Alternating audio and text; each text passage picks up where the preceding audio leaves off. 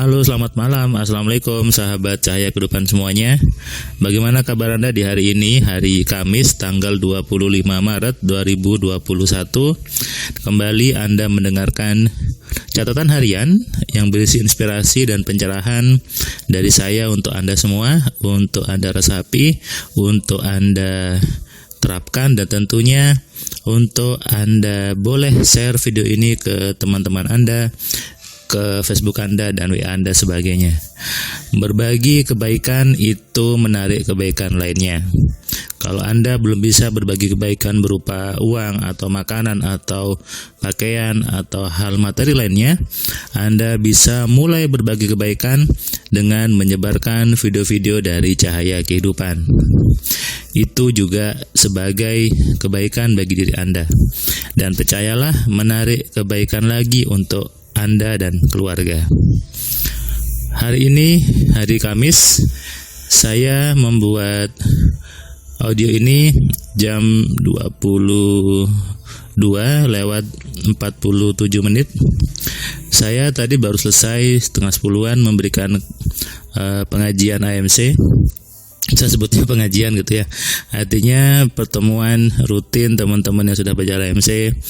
Saya biasanya ngadakan pertemuan lagi lewat Zoom untuk memperkuat pemahaman, untuk memperdalam lagi pemahaman yang sudah diterima di kelas AMC, supaya semakin masuk ilmunya, semakin terserap dan semakin mudah untuk dipraktekkan.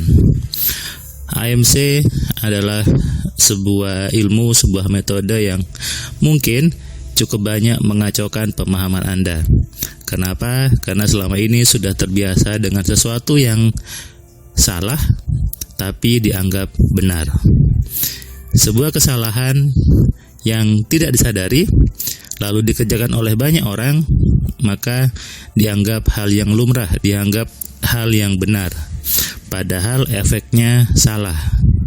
Nah, ketika efeknya salah, lalu mencari kambing hitam di luar dirinya, biasanya ujuk-ujuk nyalahkan Tuhannya, nyalahkan orang lain. Padahal sebetulnya yang salah adalah apa yang ada dalam dirinya. Tapi karena kesalahan itu dianggap sesuatu yang benar, maka jadinya tidak mau disalahkan, ngotot bahwa itu yang benar.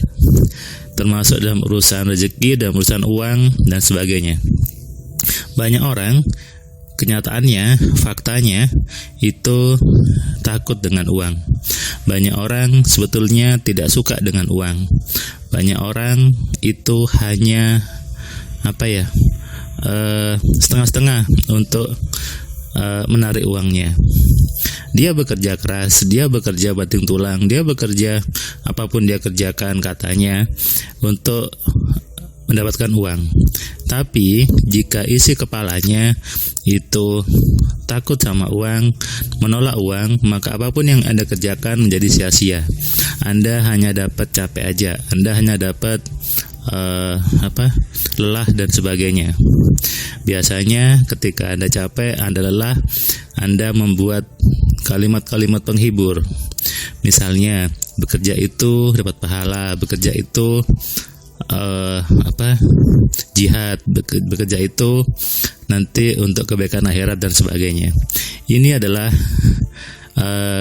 kalimat-kalimat penghibur yang sebetulnya dibuat karena nggak tahu apa yang harus dikerjakan, sehingga dibuatlah kalimat-kalimat penghibur seperti itu.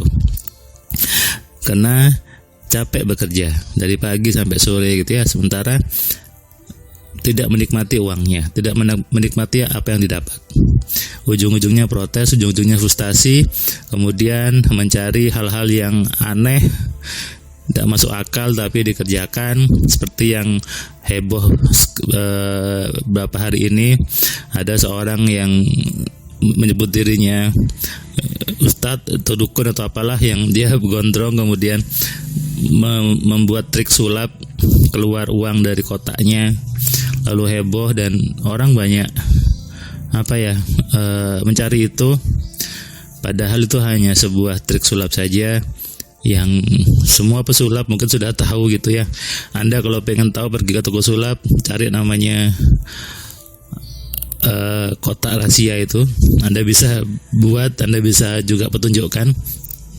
Banyak orang terjebak dengan hal seperti itu, penggandaan uang gaib lah, kemudian pergi ke sosok orang yang menyebut dirinya tadi menggunakan surban dan sebagainya yang bisa narik uang. Bahkan ada yang sampai melakukan ritual mandi telanjang dan sebagainya.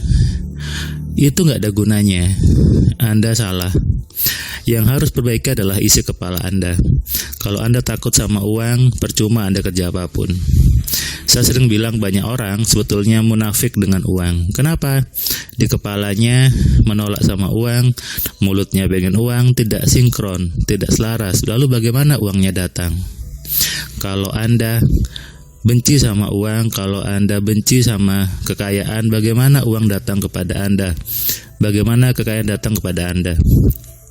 Saya mencoba untuk memberikan pencerahan ke banyak orang bahwa kalau kamu pengen uang, kamu harus suka sama uangnya. Itu kenapa saya buat kuis bakat kaya untuk mengecek apakah Anda masuk orang yang suka sama uang atau benci pada uang.